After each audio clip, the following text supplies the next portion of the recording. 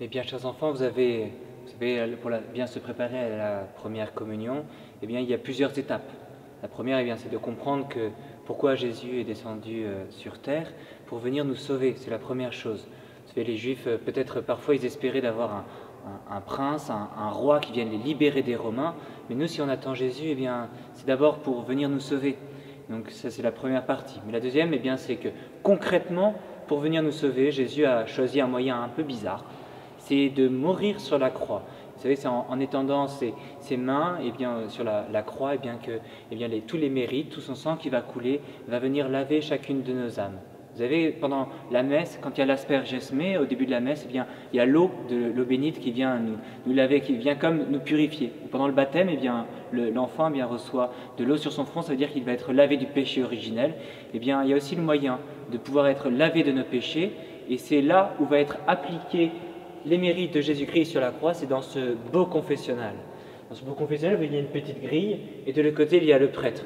Le prêtre revêt un surplis et une étole. Pourquoi? C'est pour montrer que c'est Jésus lui-même qui va venir pardonner vos péchés. Vous voyez, Jésus descend sur terre pour une seule chose, c'est pour nous ouvrir la porte du ciel.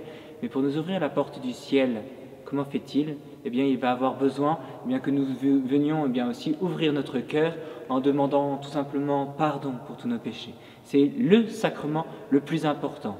Vous voyez, c'est la seule chose qu'a fait le bon larron quand il était sur la croix à côté de Jésus. Qu'a-t-il fait? Est-ce qu'il a fait des choses extraordinaires? Non, il n'a rien fait d'autre que de demander pardon. Vous voyez, c'est la seule chose la plus importante. Et vous pourriez être les pires démons,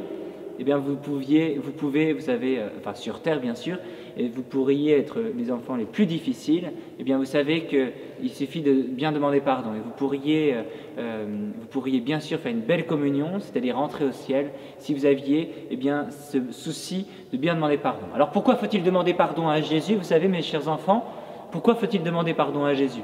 Est-ce que c'est parce qu'on a peur d'aller en enfer? Non. Parce que vous savez, oui, on peut demander pardon parce qu'on a peur d'aller en enfer. Comme vous pouvez demander pardon à votre maman parce que vous avez peur qu'elle vous punisse. Mais est-ce que c'est la vraie raison? Non, on demande pardon parce qu'on a peur, parce qu'on justement on aime nos parents et qu'on est triste de les avoir offensés, d'avoir été insolents. Alors nous allons faire pareil. Quand nous demandons pardon à Jésus au confessionnal, est-ce que c'est parce qu'on a peur d'aller en enfer? Peut-être, mais surtout, mes bien chers enfants, c'est parce qu'on a envie d'aller communier. Et que Jésus, s'il descend sur terre pour nous pardonner nos péchés, mes chers enfants, pourquoi? C'est pour aller au ciel, pour pouvoir le recevoir dans notre cœur. D'accord? Donc, rappelez-vous une petite chose, Dieu sait tout, il sait déjà tout ce que nous avons fait, Dieu pardonne tout. Donc, tout ce que vous avez pu faire, il a déjà pardonné, mais il n'y a qu'une seule chose à faire de très importante, c'est de savoir reconnaître que nous avons commis une faute. Vous voyez vos parents, par exemple. Si vous faites une bêtise, ou vous cassez sans faire exprès un verre dans la cuisine, vos parents, est-ce que vos parents ils vont se mettre dans une colère noire, ils vont jamais vous pardonner d'avoir cassé un verre dans la cuisine parce que vous vouliez gentiment, on va le dire, mettre le couvert? Non. Vous voyez, vos parents ils vous ont pardonné parce qu'ils savent bien que parfois on est un peu maladroit, on fait les choses un peu trop rapidement, on a des excuses. Donc les parents le savent.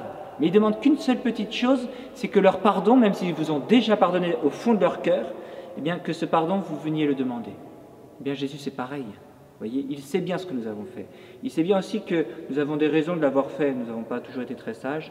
Mais il demande une seule chose, c'est que nous lui demandions. Ce pardon, on va le demander. Vous voyez, en se mettant à genoux ici, dans le confessionnal, derrière la grille, il y a le prêtre qui va nous donner son absolution, en disant « Je te pardonne tous tes péchés, au nom du Père et du Fils et du Saint-Esprit, ainsi soit-il. » Et à ce moment-là, notre âme devient toute blanche, de la même couleur que votre habit pendant la première communion, puisqu'elle sera tout blanc, de la couleur de votre âme. La deuxième chose, c'est que le prêtre va vous donner une pénitence. Pourquoi? Est-ce que c'est pour se venger, pour dire « Tu n'aurais pas dû le faire ?» Alors du coup, on va avoir une pénitence très dure? Non. Le prêtre, il sait que c'est Jésus qui a déjà tout porté sur sa croix, mais il vous demande juste une petite chose. Vous voyez, c'est de montrer à Jésus que nous voulons aussi l'aider un petit peu à le porter. Et donc du coup, si Jésus porte la croix, c'est à cause de notre péché, mais donc du coup, nous aussi, nous allons l'aider à porter sa croix avec lui. Et donc du coup, on ne va pas porter notre croix nous-mêmes parce qu'on a commis des gros péchés, mais plutôt, on va aider Jésus à porter notre petite croix. D'accord? nous allons avoir cette chance de pouvoir nous confesser si ce n'est pas encore fait. Il faut confesser tous les péchés qu'on a sur notre conscience. Et puis aussi, il faut se rappeler que tous les soirs, on peut demander pardon. On n'est pas obligé d'attendre d'être au confessionnal, mais tous les soirs, on peut demander pardon pour une chose en particulier. La petite résolution que je vous conseille, pour mettre en pratique cette petite vidéo, pour voir si vous avez bien compris, c'est de savoir demander pardon à quelqu'un aujourd'hui ou dans la semaine. Vous voyez, pendant une semaine, vous faites attention, si on fait tous des petites bêtises, de savoir aller voir la personne, si c'est papa, si c'est maman, si vos frères et sœurs, d'aller la voir et d'aller lui dire pardon pour une petite chose qu'on aurait pu faire. Vous voyez, ça peut être une bonne solution. Une bonne résolution, c'est de savoir bien profondément demander pardon. Et puis vous voyez, vous pouvez demander au curé d'Ars, le saint curé d'Ars, qui sut si bien montrer cette zèle pour la confession, puisqu'il a confessé pendant des heures. Il ne faisait presque que ça, le curé d'Ars.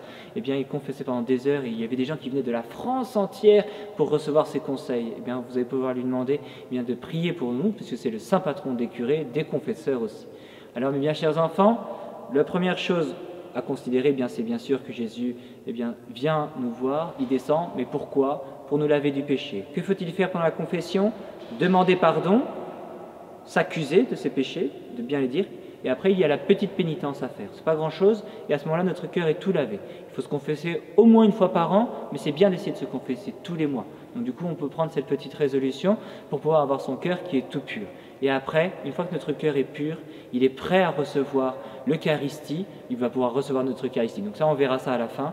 Mais avant, bien sûr, on ne peut pas parler de l'Eucharistie si on ne parle pas de la messe et de l'institution du jeudi saint. Et ça, c'est le chanoine mesureur qui aura la joie de vous présenter le plus beau et le plus grand des sacrements.